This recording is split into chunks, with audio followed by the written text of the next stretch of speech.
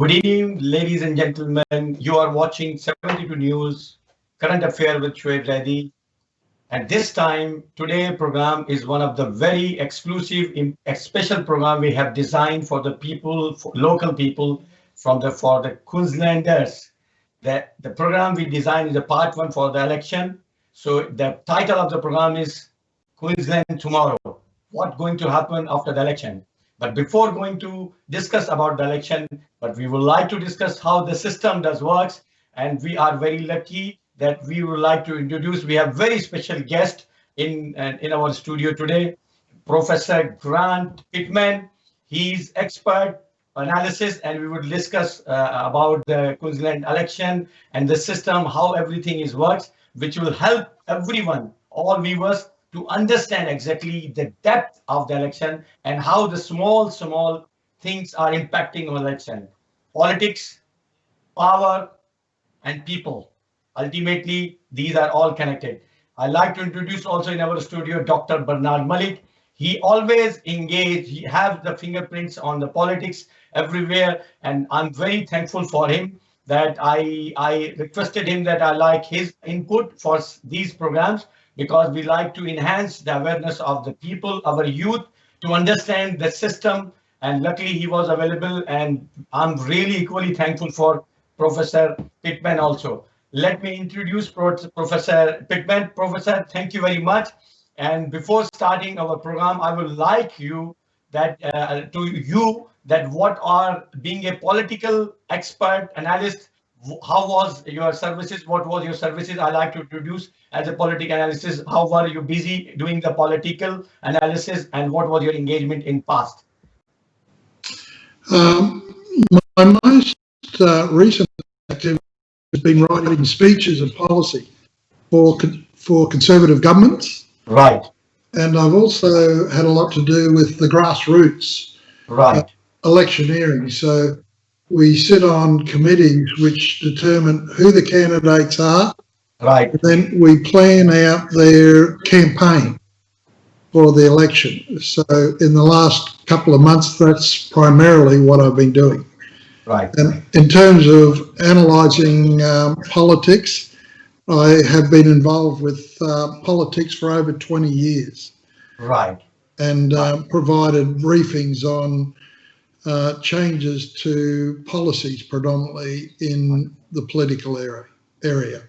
Wonderful, wonderful. Thank you very much. Ultimately, that was a brief introduction. I like to ask Mr. Malik. Mr. Malik, thank you very much for giving your time to submit to news. Mr. Malik, what exactly do you think that this election, why do you think that this election is different than the previous elections, or it's not different? Thank you for inviting me. My idea is every election is different. Right. All the time it's full of surprises. Election is never taken for granted by people who run the election. Right. I studied politics when I was studying in college. Right. And it is always enjoyable to watch how elections are conducted. The interesting aspect of this election is today, Prime Minister who is here on a visit to the state, his car was vandalized at the University of Queensland. This is something that happens in our countries, not here. Not here. Huh? So I think our today's show is a bit more interesting. It feels like you're having election back home. Back home. Yeah. He even splashed red paint on his car, which is very, very sad. I mean, the elections here and the people here have cultural and political maturity. Right. They can agree to disagree. Right. Countries we come from, no, you cannot disagree. The opposition parties would have fights with you. It's very interesting. Right. That during not this federal election, the federal election before that. Yeah. My federal MP is Mr. Ross Vasta. Right. So he invited me on the day of election. He said, "Oh, come on, you should stop by." So I stopped by. He was talking to a very pretty-looking lady there, and they were high school sweetheart. Right. Looked around. I thought her picture was on the signboard there. Right. guess what? She was the candidate of the opposition party fighting, and it was the election day. It was voting going on. Right. So you get cultural shocks here. This is a very, very mature, very culturally advanced country where your opponent is as much respected as your friend, Right. as you would try to disagree with his opinions. Right. Thank you, Mr. Malik. Thank you. Ultimately, this is shift, and this is start of the smell and the heat of the election. Ultimately, I'll going back to the Professor Grant. Professor Grant, we would like to know from you, because you are serving politics since last 20 years. So I think we have a very rich, experienced person with us. I like that if you can elaborate a little bit more how this system, state, especially Queensland state election system works, what is the role of the major party, and then we will go back to see that how does, is there any impact of the smaller party also. So how does the system works? Yeah, about 20 years ago, there was a Royal Commission into corruption in Queensland. Right. And we had what they call a zonal system, right, which was based off land area rather than population. Right. And they changed it to what they call proportional representation. Right. And now it's based off population and not land. So the average electorate has about 35,000 people who can vote in it, sometimes a little more, a little less. Right. And in the city area, you'll have more electorates, and in the country areas, less electorates. Right. There are two major parties in Queensland, the Conservative Party, which is the Liberal National Party, and the Labor Party. Then there are about 4 or 5 major minor parties. There is the one you're probably familiar with called One Nation. One Nation, yeah. With Pauline Hanson, who has some views on racial issues. Right. Then there is another major party called the Katter Australia Party. Right. Which is very much a country or rural party. Right. And then there is another major one called the Palmer United Party. Right. And he's a mining magnate who is supportive of the country area. And then there's a range of smaller parties like the Animal Protection Party. Right. And there are independents. There's others who are interested in marijuana party, the Greens Party, which is a significant city party. City party, yeah. Yeah, mainly in the city. You don't. Yeah. They are in the country, but predominantly city. Right. And there are some other smaller independents who are arguing a particular policy, like hospitals, roads, or whatever they're interested in. Right. So coming back to, you just mentioned that there was a shift or change before it was on the land basis. Now it is on the population basis. Being an expert, do you think it's a good change, or it's time just because of the time requirement they make the changes? Maybe they will go back to the same way, or is it trial and error? There's a major argument occurring in Australia at the moment that because of the rural factor, very little influence from the country or rural people in the electoral votes as well as policy. So there's now a major difference between the rural voter and the city voter. The city voters, of course, have huge numbers, and quite often the policy doesn't support the rural area. Right. So the rural voter would say they're now disadvantaged, and the city voter claims that they are now well advantaged. Right.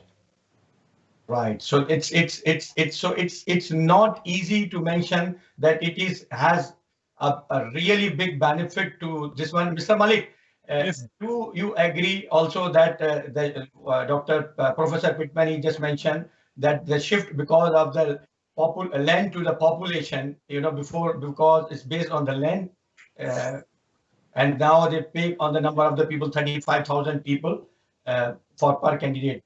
So these things ultimately are going to be changed from the involvement of the rural area. Do you think that it is going to be a good change? Look, if you see area-wise, Queensland as a state is perhaps double of England. Right. So it's one state that is double of many countries out there. Right. Where we live here, from here, Keynes, that is the end of the state, is probably 1,600 kilometers. Right. So it is not sometimes very distance-wise viable for an MP to travel around. So the changes as you grow, plus these are young countries with 25 million population. So the whole country's population is as big as New Delhi. So it's one city's population living in this. So the compulsions of this country and elections are very different from what we perceive. Right. Professor Pitman, coming back to the influence from the rural area and then city area. With your experience, do you believe, because that was a perception everyone has from this side, the voter side, that mostly the dominating factor is from the city area, the city people always dominate from the ministerial level also, as well as from the decision level. And however, from the rural side, they will still need more people or more voice to understand. Do you think that this is a true figure, or it's not like that? It's probably moving more and more that way. However, in this election, the opposition leader, a woman called Deb Fleckington, is actually from the country area, from a place called Kingaroy, which is famous for growing peanuts. Right. And it's unusual to have an opposition leader from a distant farming area.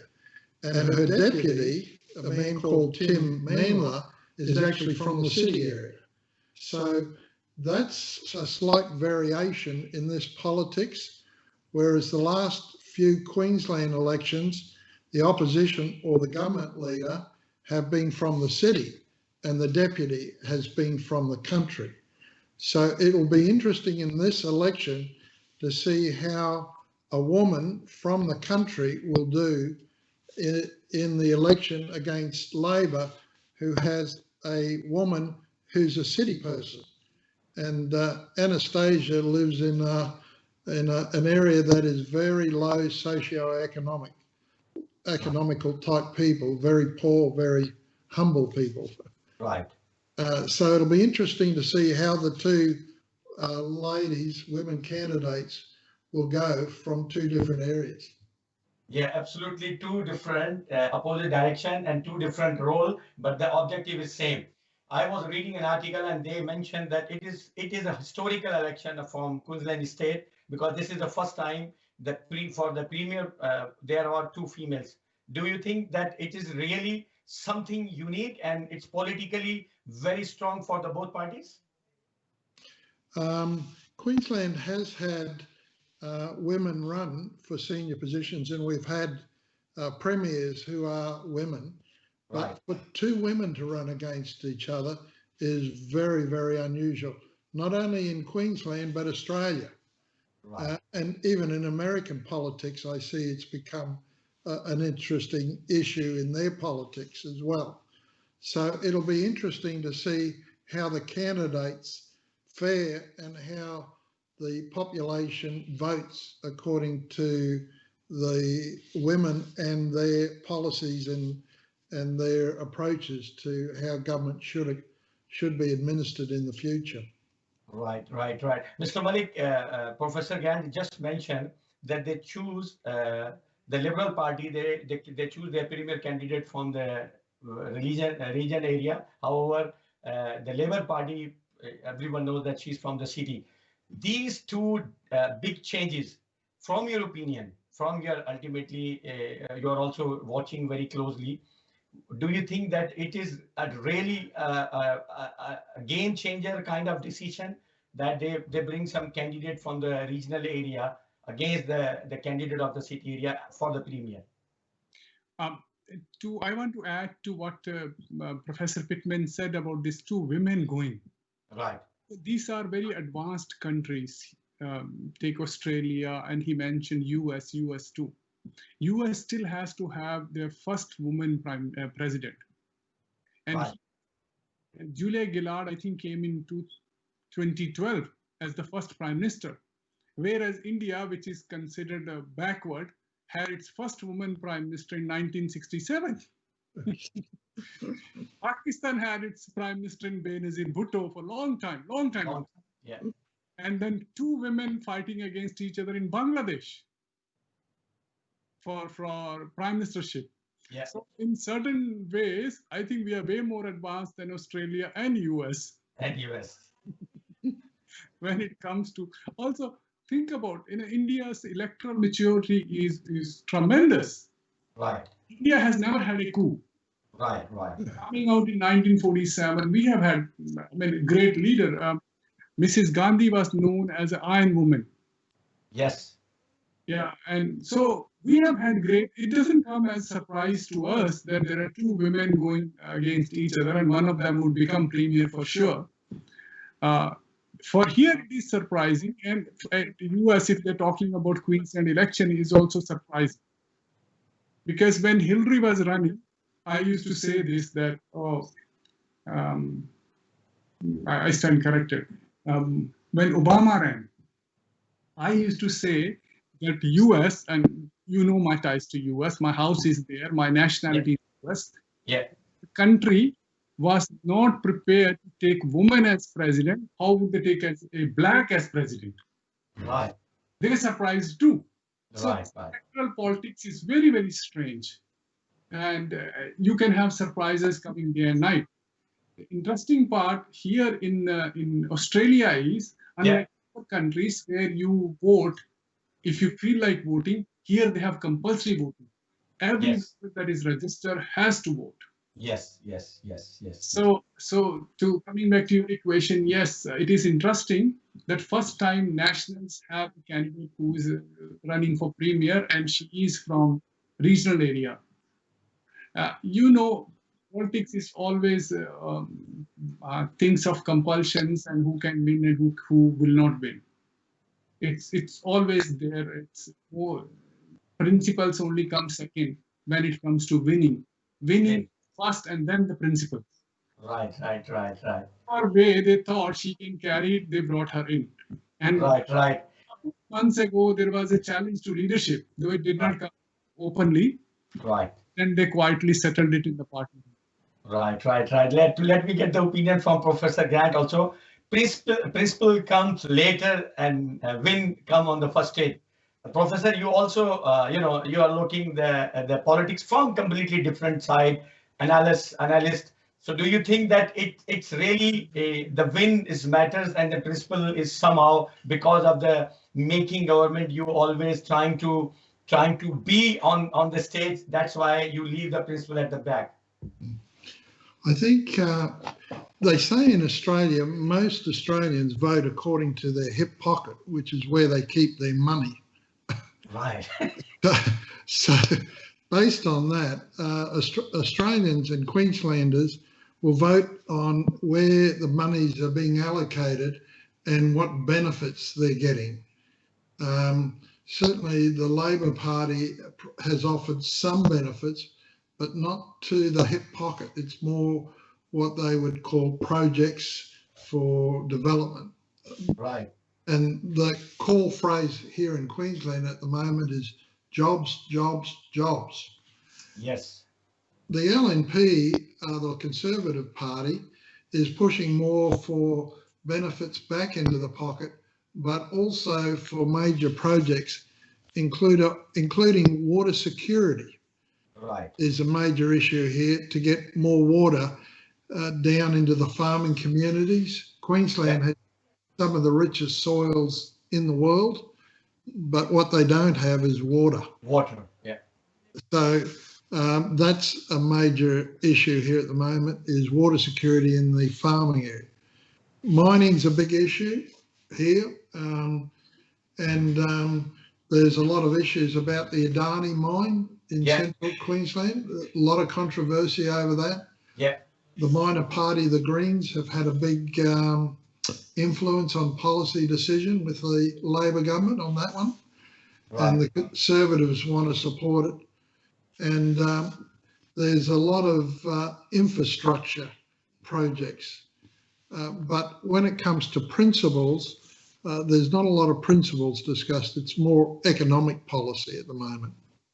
Right, right. So when it's coming back to the Conservative Party, so would you like to just explain a little bit more for our audience and viewers that how the Conservative Party system works?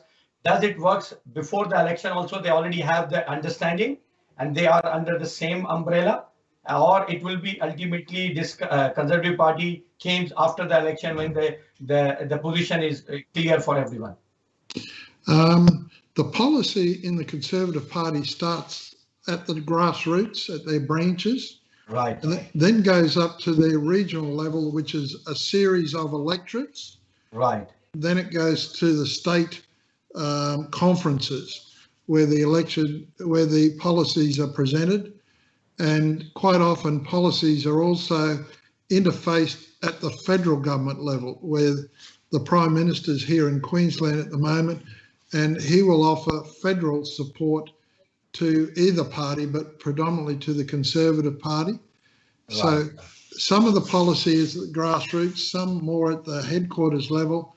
And because we have a federal government that's conservative, they're offering economic and policy support to the LNP.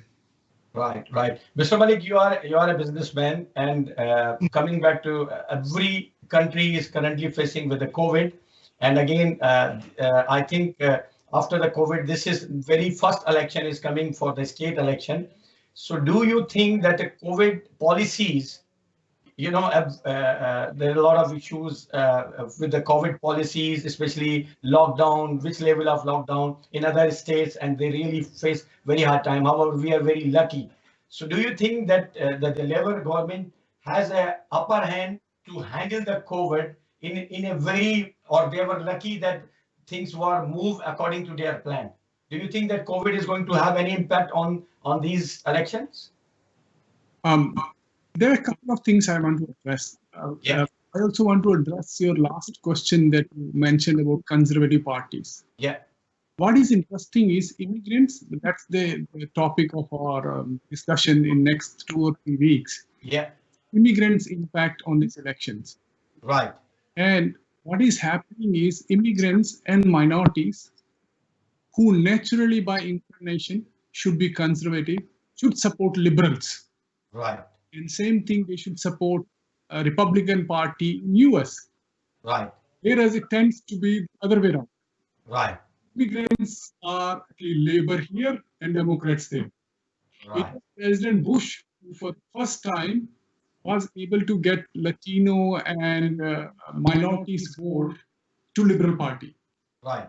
Liberal means Republican Party there. Over here, though we talk about conservative politics, most of the immigrants are actually with the Labour Party. Yes. Yes. Now, coming back to, it is very, very irony, because it should be other way around. We should naturally, by inclination, be liberals. Right. Because our value systems matches more with them than with the Labour. Right. Coming back to COVID. Yes. Queensland has done an excellent job managing COVID. Right. But speaking to my friends in medical industry, it's more of luck than management. Yes. Considering we had a few scary times, if you remember, few people came. Yeah. And then what happened? It didn't spread. Yeah, security breaches and failures, and we are still lucky. Yeah. We got very lucky. It's more of luck than management, because you got Labour government in Victoria where they're struggling. Right. So if it is parties' policies, then why it's working here and not working there? Yeah. If it is leadership, yes, you can understand too. But our premier currently, I don't think she's too exceptional leader that she has done it well. Right. Okay. When it comes to economic impact, the question you asked, yes. I think the economic impact has been buffeted by federal government. If you know, they came out with the Job Keepers program that $750 a week is being given to everyone. Yes. So people in Queensland haven't felt the impact of the finance. In fact, they're better off. A lot of people who are unemployed, didn't work before, started getting $750. Yes. They would like COVID to go further, go longer. Yeah. So until people feel, politics is all very, very local. So until they feel something on their bottom line, it's not going to have an impact. And so it's good luck for Labour government that they have benefited from the policies of federal government. Right. And they got lucky. So to me, it looks like they might return. They might return. Let me check from Professor Grant. Before getting something from that they might return, let's leave this question open. Professor Grant, Mr. Malik just mentioned that in it looked like that the migrants should have more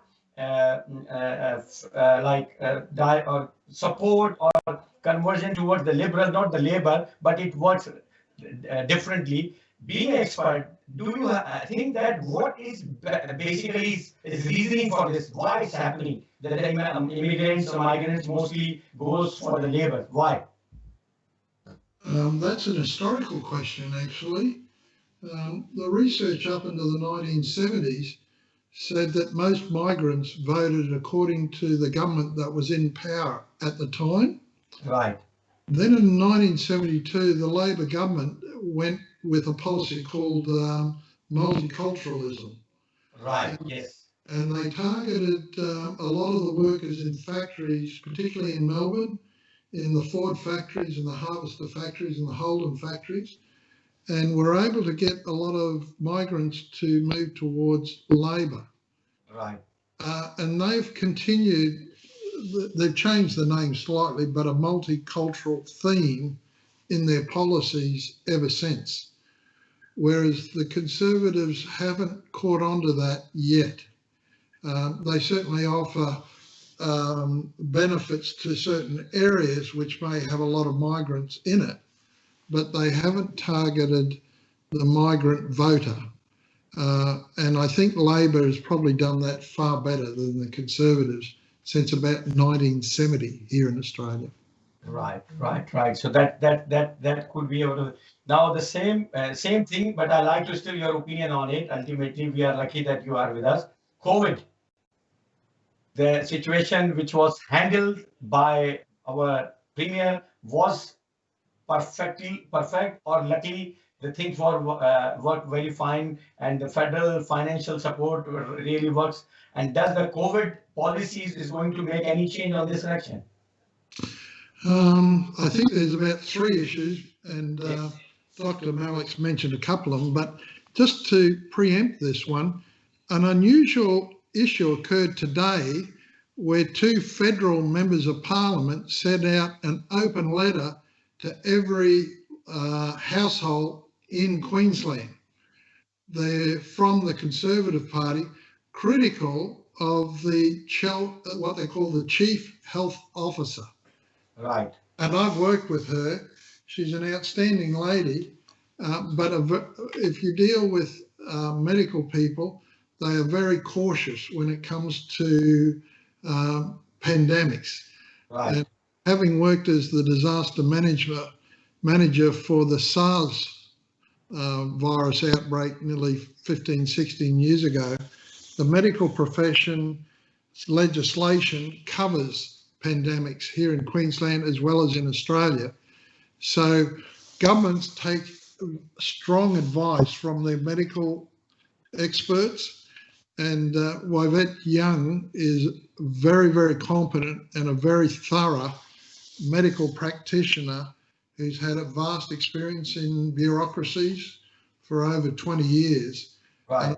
And I think her advice to the Labor government has been the key to why they've been able to manage the coronavirus here.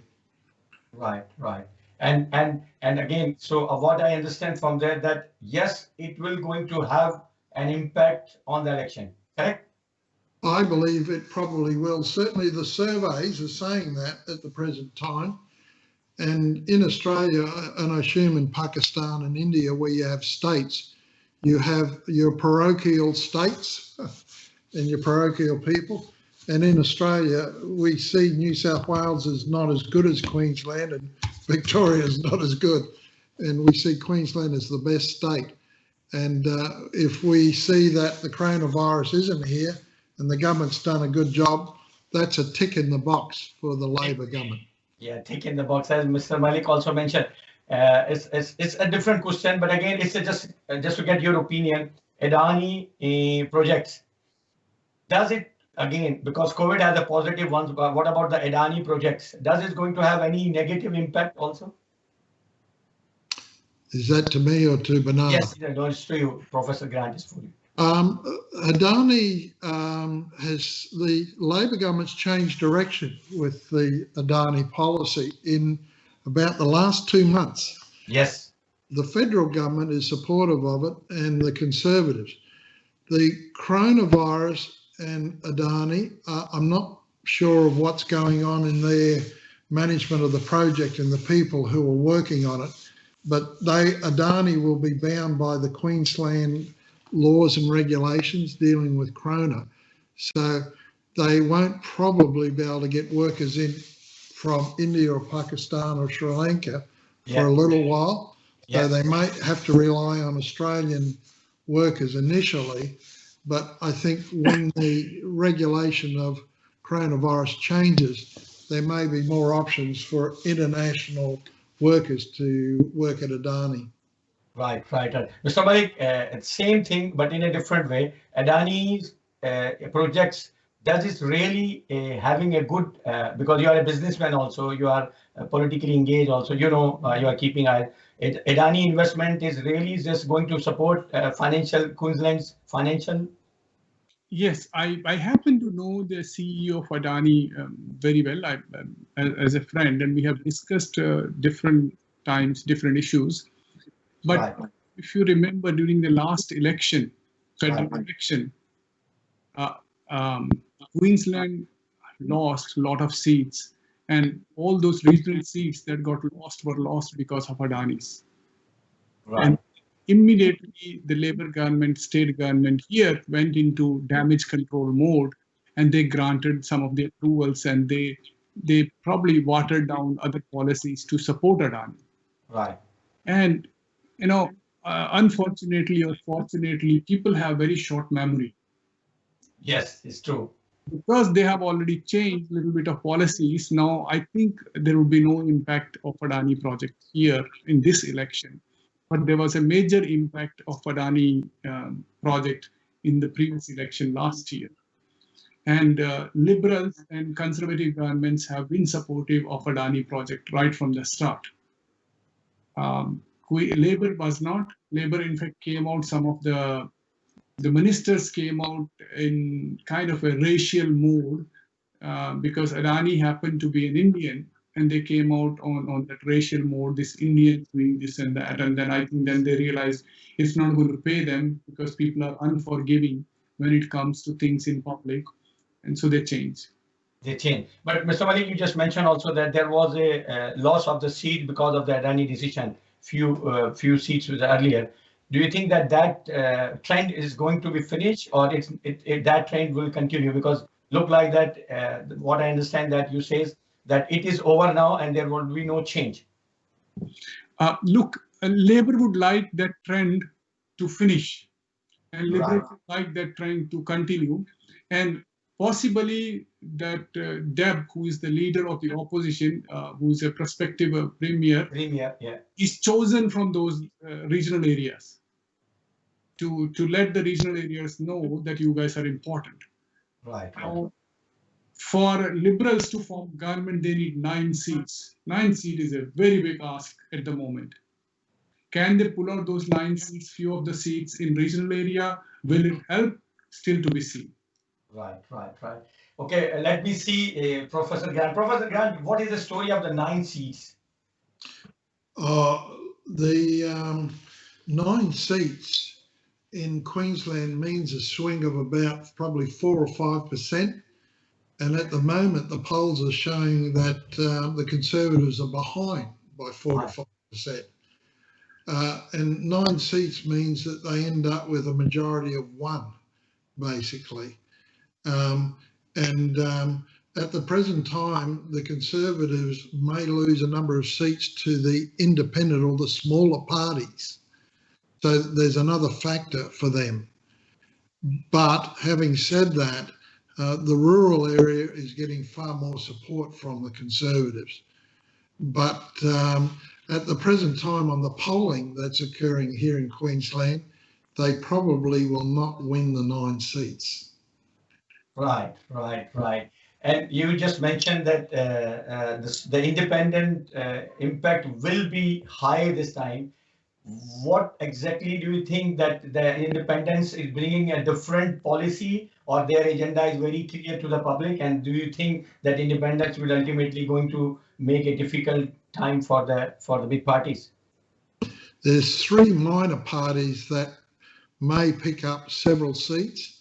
One is the One Nation Party, the Pauline Hanson one. Yeah. It really pushes very much local issues. And when you listen to their candidates, it's not a statewide issue, it's a local issue.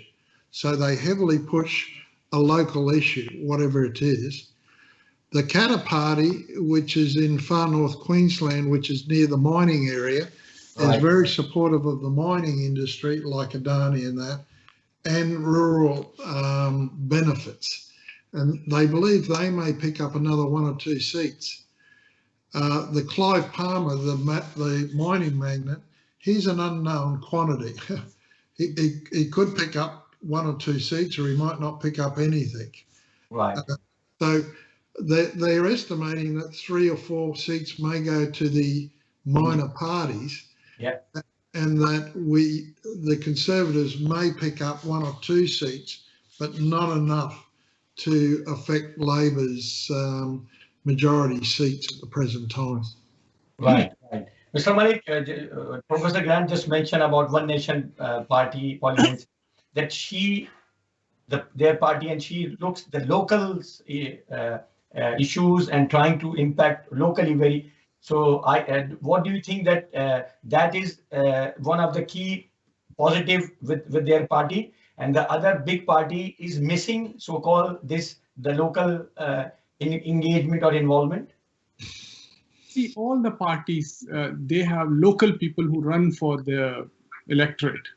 Right. If they were to run from Wollongabba here, they will pick up a guy who is from Wollongabba. There is rarely a parachuted candidate in electorates, and if there is one, they always bring a very strong candidate. And when the whole idea of picking the local is to pay attention to the local issues.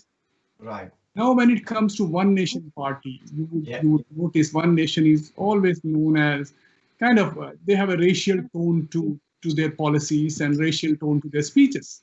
In every country, we have people like that. Correct. But unlike other countries, I think here it benefits the immigrants. How? What happens is when they bring this racial tone, the other parties get into that protective mode. No, we have to protect immigrants. These people are this. So what happens is then the other parties go into appeasement mode. You would notice this is for the first time in Queensland history that both the parties have given 1 each seat to immigrants. So anytime something happens, I hold a different view. I hold, yes, let somebody go out and make this noise, because others will go out in their defense. So you would notice that. That is why they have never been able to form government. And like last time, they were, they're going to do very well. They didn't do well in this Queensland election. Right. See, Australian electorate is very mature. Very mature. They don't get swayed by, one kind of funny rhetoric that, let's get the immigrants out, let's do this. Think about this. When Labour Party came out on Adani issues so strongly, and some of them had that Indian tone to Adani project, they were swept out in the areas.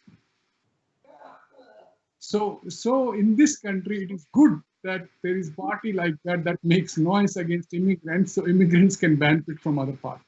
Okay. I like this opinion. Professor Grant, are you also on the same page that sometimes it's benefit differently, that if somebody discuss about the racial, they like to get the racial supports? Quite often there's an advantage for the bigger political parties to maximise the migrant vote that way. I should point out, not all migrants can vote here. You've really got to be an Australian citizen as well. So you're not necessarily always capturing the migrant vote because not all of them have citizenship. Right. But Bernard's quite correct, or Dr. Malik's quite correct. I like to call him Bernard because I work with him. And he has identified an issue that is common here in Australia, that racial issues are not high profile, but migrant opportunities are a major issue. Right. And that includes jobs, education, quite often health issues, and economic benefits. And certainly governments are very helpful to migrants who arrive here in Australia for several years to provide them with economic benefits, to do schooling, work, whatever they wish to. And if they move to a rural area, they actually get far greater advantages. And here in Australia at the present time, they're very keen to get migrants into rural areas. Right. And huge policy benefits and resources poured into migrants in rural areas. Absolutely incredible advantages for them. Right. Now, coming back, when we discuss about the projects, when we are looking at both parties, they would like to utilize the projects with their favor, like Labour now says motorway projects, big projects. Do you really think that these kind of projects it really conveys, Professor Grant? Do you really think that these number of projects, the investment of the project, is really conveys the voters to go to the party? There's a couple of views on this one. There's a view, and if you listen to the political scientists and analysts, they talk about Keynesian economics, which means you put money into projects which stimulates the economy. Right.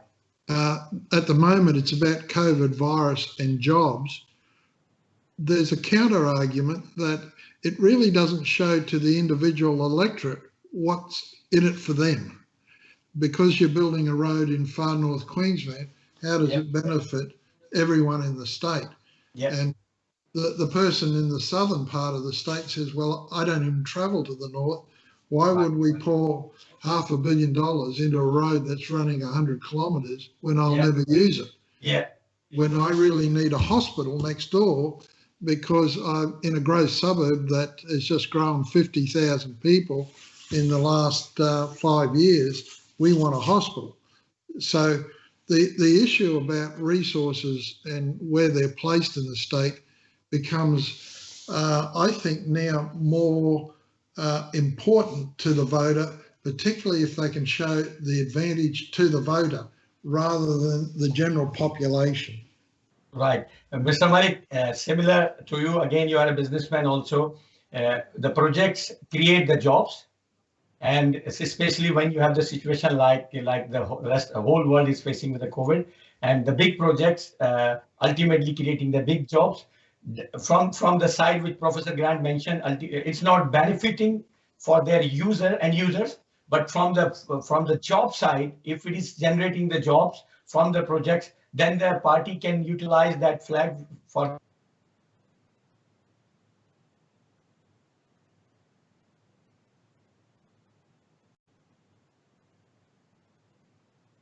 seats here in Queensland. Right.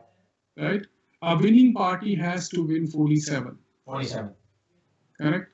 If you do a deep analysis, which we'll do later, of some of those seats, regardless of which party comes, they just vote Labour. The others will vote Liberal.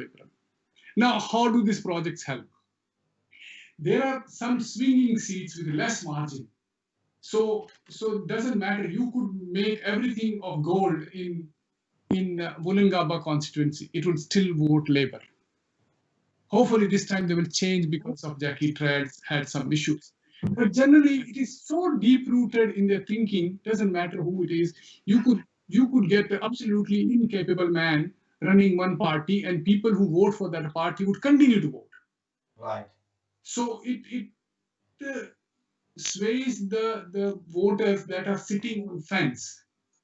So and that is not always big margin. And that is why when Professor Pitman was talking about a swing of 5%, that is what it would change. Right. Right.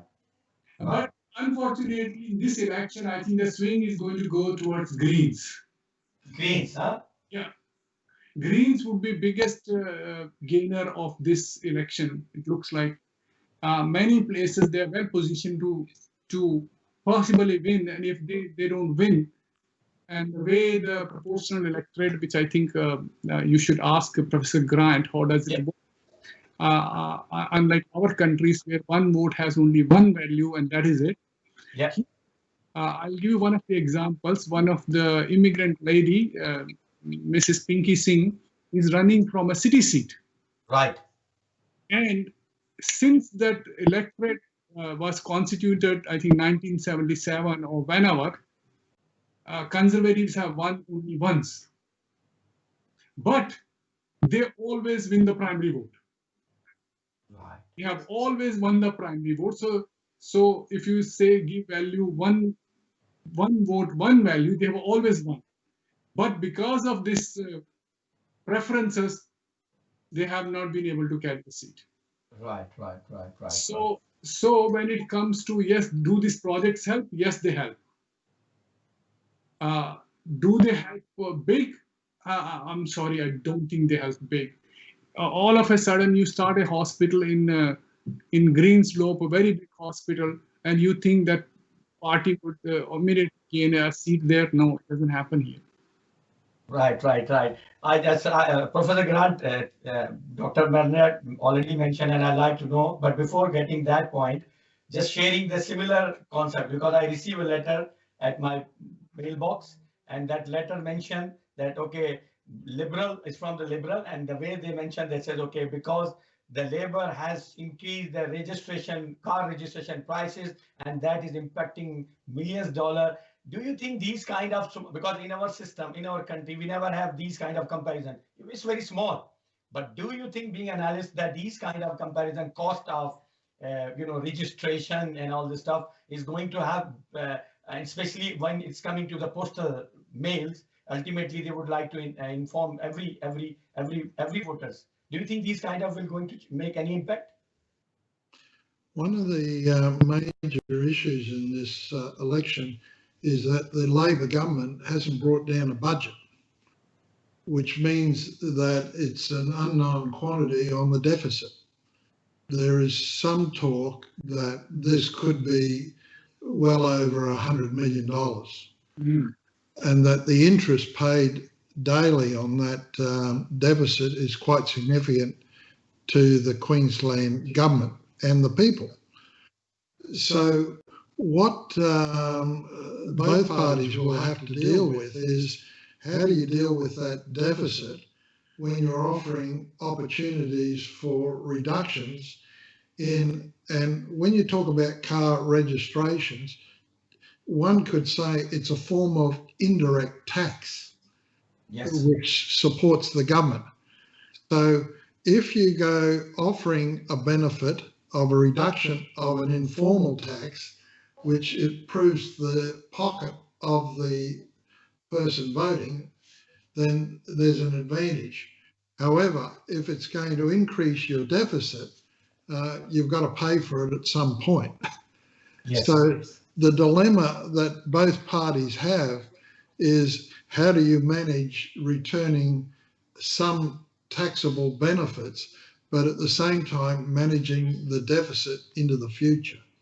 Right, yes. So ultimately it has something, that's why they are spending money and reaching to everyone.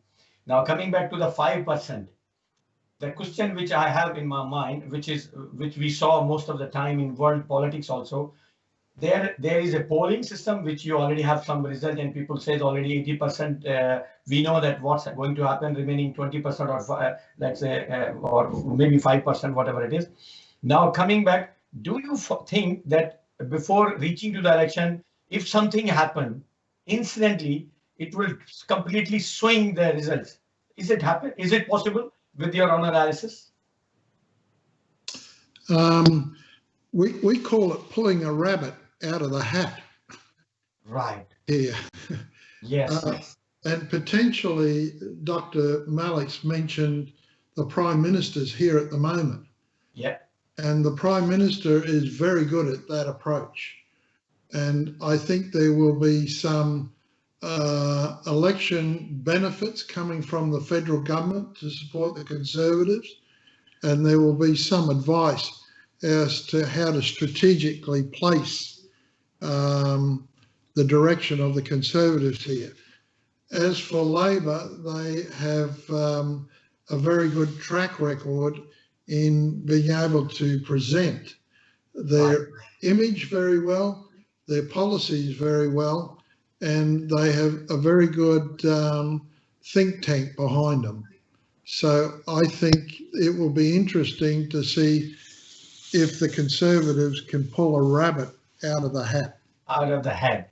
Mr. Malik, same thing. Do you think that some rabbit may come out of the hat and have some changes? And one thing, and secondly, in our country, if the Prime Minister in the same state and coming before the election, ultimately that make a big propaganda and big issues that why Prime Minister is there and you know using the system. So these two things, how you are going to address? Look, I think in our countries, the elections are done completely different way. Right. Yes, if the Prime Minister is coming to the city, let us say if Prime Minister was going to come to Sialkot, they will completely shut down Sialkot for a day. Right. Right. Over here, I have attended a lot of dinners with the Prime Minister and have seen him. He comes in almost an unmarked car. And you never know if it is Prime Minister, and he just walks in with one guard, and that guard generally is his PA, his personal assistant, who takes notes for the meeting. Right. So here, Prime Minister is perhaps one of the blessed countries to live in, where Prime Minister is not in any danger and is not considered. It is what happened that incident today is very unheard in this country, very, very unheard. Yes, coming to what Dr. Pitman mentioned regarding, surprises that Prime Minister could bring. Yes, and those surprises would affect. If you see, our electorates are very small. Our voting margins are very small. Most of the time, people win by 300 votes, 400 votes, or 1,000 votes. The bad part of this is here election voting starts 2 weeks ahead. Right. And because of coronavirus, there is a lot of postal voting. Right. Postal voters possibly have already voted. Already voted. Right. And because the election starts, the voting starts 2 weeks ahead, if people who have already voted, there goes your margin of 300 or 400. So it's very unpredictable. You know, they show all this polling happenings, and this seat will go to that, and that will go to seat. At times they're very accurate, but many a times it's anybody's guess. Right. Professor Grant, the incident which happened today, I think, and it's similarly few incidents happened in past also when Prime Minister is standing on the lawn and somebody, and similarly when he was trying to shake the hands. Do you think that this is politically strategy to just to show show your own values, or it is a part of human being? It is possible, and it's 1 or 2% is always there. There's a famous incident occurred here in Queensland back in 1917, where a Prime Minister by the name of Billy Hughes was in a country town in Queensland arguing for conscription for World War I, and a man threw an egg at him which hit him. and the police failed to charge the man with assault. And there was always a view that the federal government were fair target for doing those sort of things. So I didn't know about the incident. So what Dr. Malik's mentioned is almost a replay 100 years later on an incident that occurred. So it'll be interesting to see if anyone's charged in Queensland or if we still see the Prime Minister as fair target. So again, it's just a branch question. Why do you think that it cannot charge? Because there is no ruling for this one. We don't have any more. At the time, back in 1917, the policy of conscription was seen as a very bad policy, particularly by the Labor people. So there was a political reason why they weren't charged. So it'll be interesting to see if 100 years later, the values have changed or not. They have changed a lot. We are almost at the last of our question program. I know that.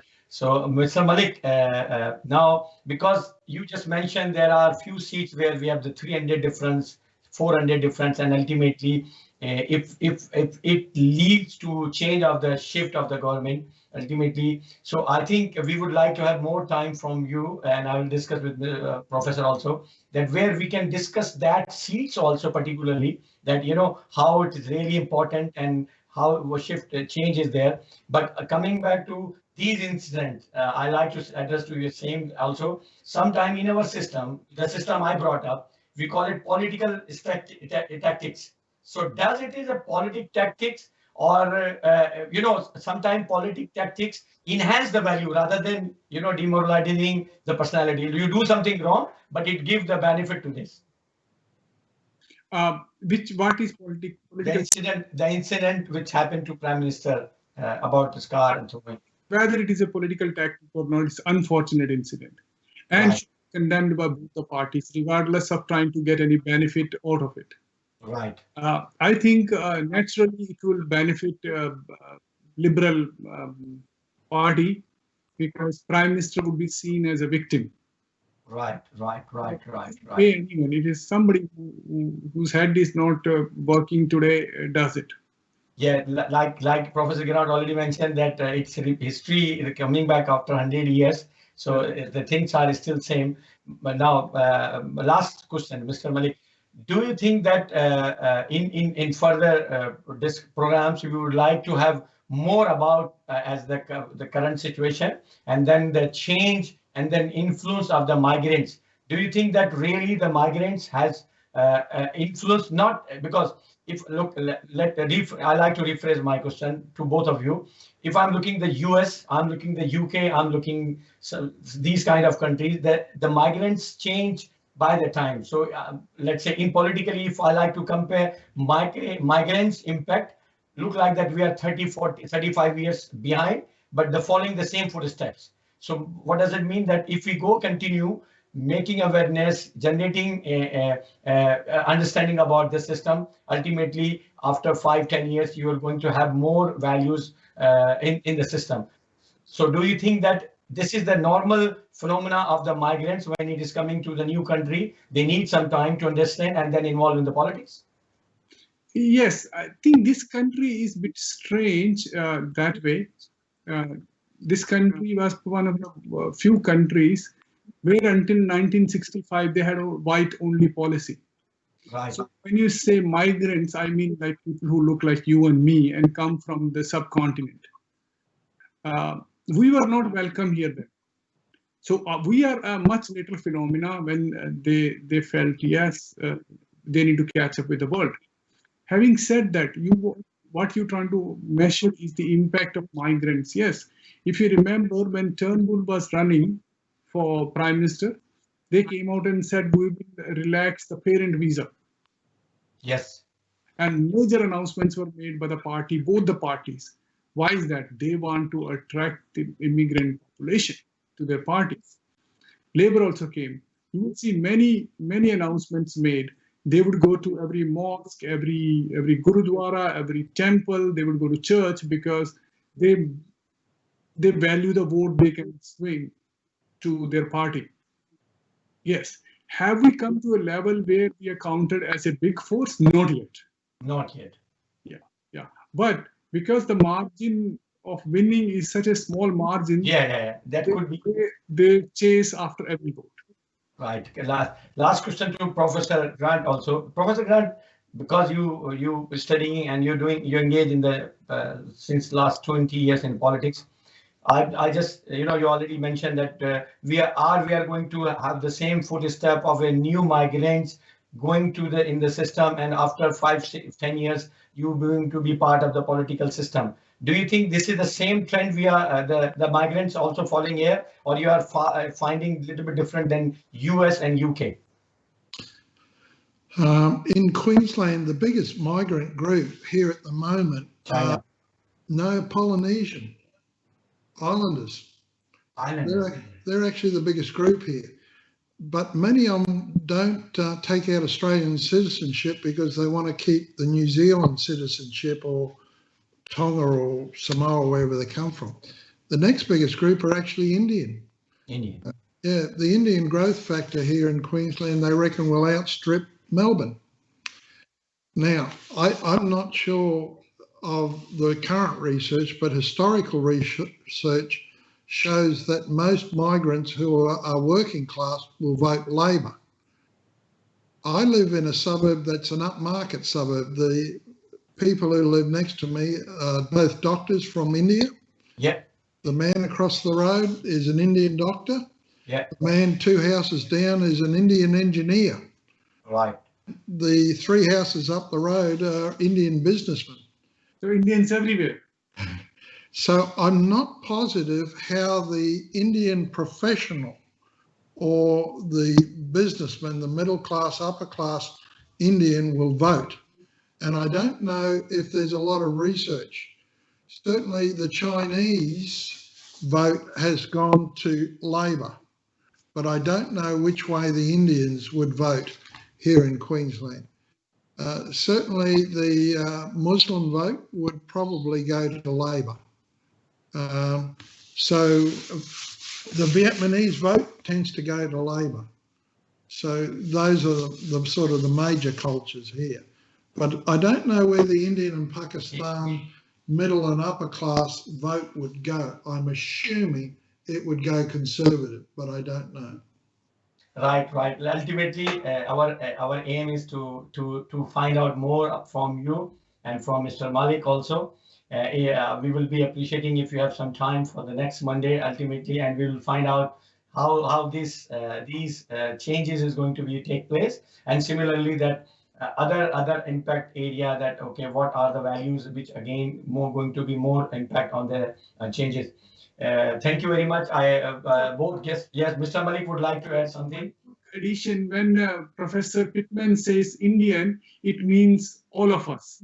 All of us. Pakistanis, Bangladeshis, and Indians, because all inclusive, viewed as Indians. Right. Definitely.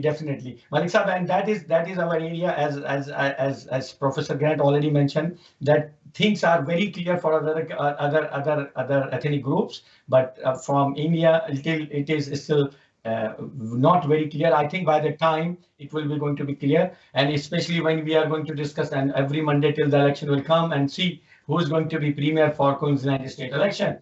So thank you very much, Mr. Bernard Malik. Thanks very much for your time. An honorable guest, ultimately, Mr. Bernard Malik is for us like a family member. Whenever we request, he is with us.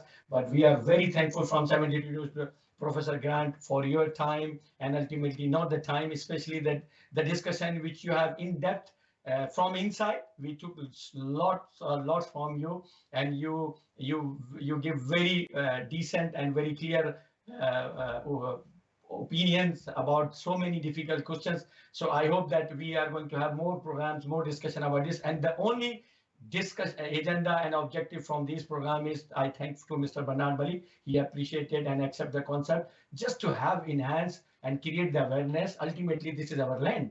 So we should understand it, and we should enjoy election as we enjoy in our countries. So it's not like just one night sleeping and second day everything is changed. You be a part of the system, and that's the only way, that's the only key that you be in the system also. I hope the discussion will ultimately help every viewers.